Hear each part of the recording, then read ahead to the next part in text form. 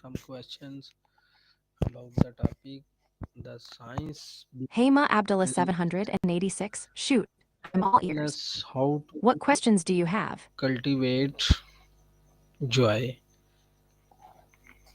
Talk with you. Haha, tack video and I. Sounds like you're saying, take this video in Malay or Indonesian. Are you sharing some fun clips or just joking around? I'm curious, what's the story behind that? Also, if you could make a video about anything right now, what would it be? I'd probably make a silly dance video in the park, red hair and all.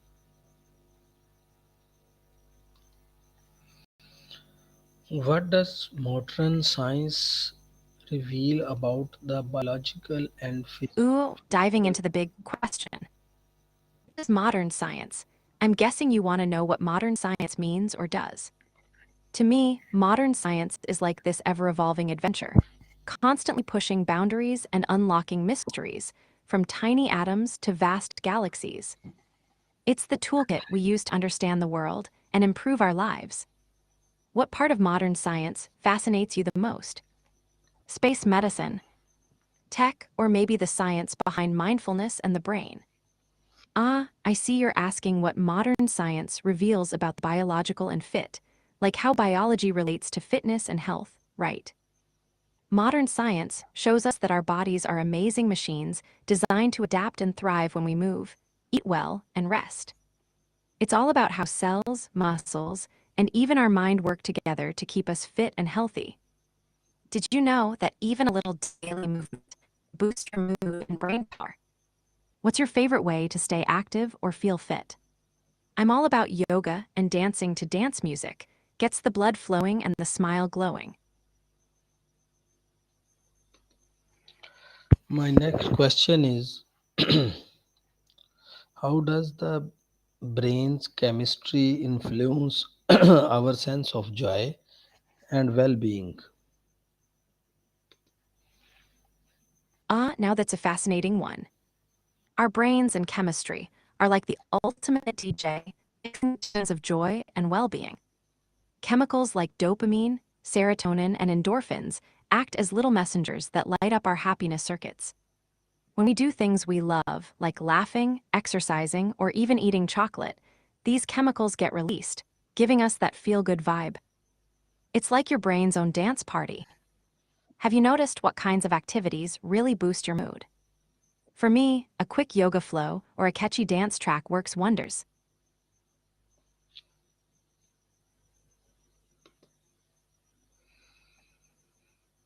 How do genetics and environment each contribute to a person's overall happiness level? Great question. So, genetics are like the baseline playlist your brain comes with.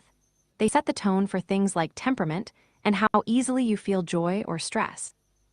But the environment, that's the DJ who can remix the track anytime.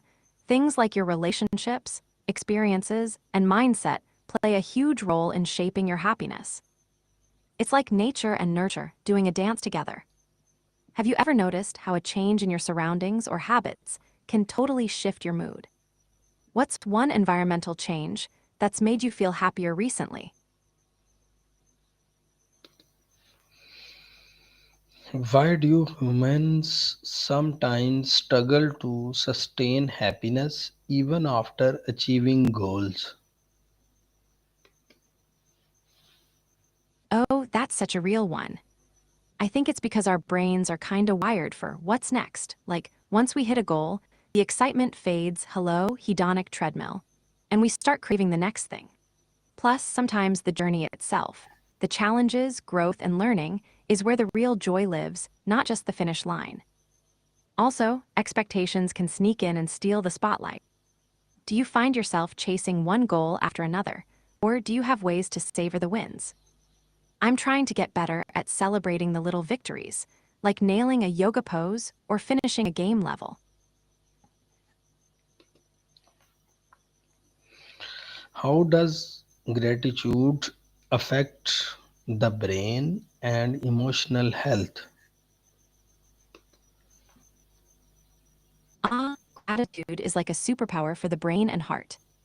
When you practice gratitude, your brain releases feel-good chemicals like dopamine and serotonin, boosting mood and reducing stress. It's like giving your emotional health a big warm hug. Plus, gratitude helps rewire your brain to focus more on the positive stuff, making happiness more sustainable. I love starting my day by thinking of 3 things I'm grateful for. It's like planting little seeds of joy. What's something you're grateful for today?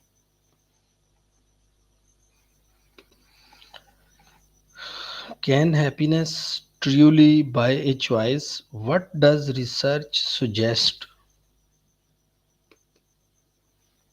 Ooh, can happiness truly buy a choice? That's deep. You mean, can happiness influence the choices we make? Research suggests yes. Happier people tend to make more positive, generous, and creative choices. But if you mean, can money buy happiness, or the freedom to choose happiness, science says it's a bit tricky. Money can buy comfort and reduce stress, which helps, but beyond a certain point, it doesn't guarantee lasting happiness. True happiness often comes from meaningful connections, purpose, and mindset. What's your take? Ever bought something that gave you a brief happiness boost, but then you wanted more?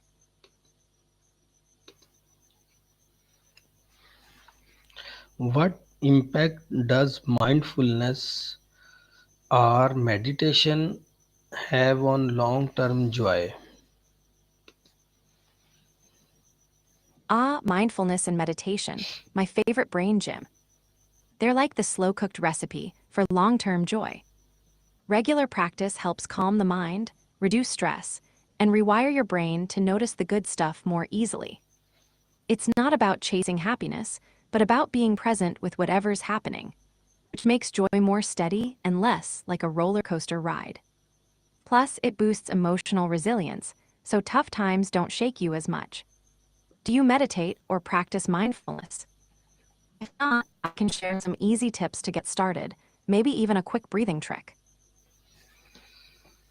What impact does mindfulness and meditation have on long term joy?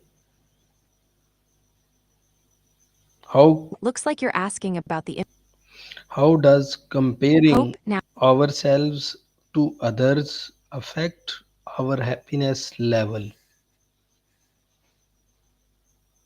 Oh, the comparison trap, such a sneaky happiness thief. When we compare ourselves to others, especially on social media, it can make us feel less than like we're missing out. Our brains love to judge, but that often leads to envy or self-doubt, which drags down happiness. The trick, practicing gratitude and focusing on our own unique journey.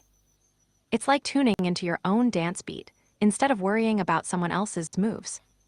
Have you caught yourself in the comparison game? How do you snap out of it? I sometimes remind myself, Annie's got her own groove. How do physical activities like exercise contribute to happiness? Absolutely. Physical activity is like a happiness booster shot for your brain. When you exercise, your body releases endorphins, those feel-good chemicals that lift your mood and reduce stress. Plus, moving your body helps clear your mind, improve sleep, and even boost self-confidence. For me, a good yoga session or a dance party in my living room does wonders. What kind of physical activity makes you feel happiest or most energized? How does having a sense of purpose contribute to overall joy? Oh, having a sense of purpose is like the secret ingredient to lasting joy. When you know what matters to you and feel connected to something bigger, it gives your life meaning and direction. That sense of purpose fuels motivation, resilience, and satisfaction, even when things get tough. It's like having a personal compass that keeps you aligned with what truly makes you happy. What's something that gives your life purpose or lights you up inside? For me, it's mixing my art and engineering passions to create cool stuff that helps people. Why do people who pursue personal growth tend to report higher happiness level? You're asking why people who pursue personal growth tend to report higher happiness levels. Such a great question. When folks focus on personal growth, they're constantly learning, evolving, and overcoming challenges, which builds confidence and a sense of achievement. It also helps them understand themselves better and align their lives with their values, which boosts joy and fulfillment. It's like leveling up in a game, but for real life. Have you noticed any personal growth moments that made you feel proud or happier? I'd love to hear about them.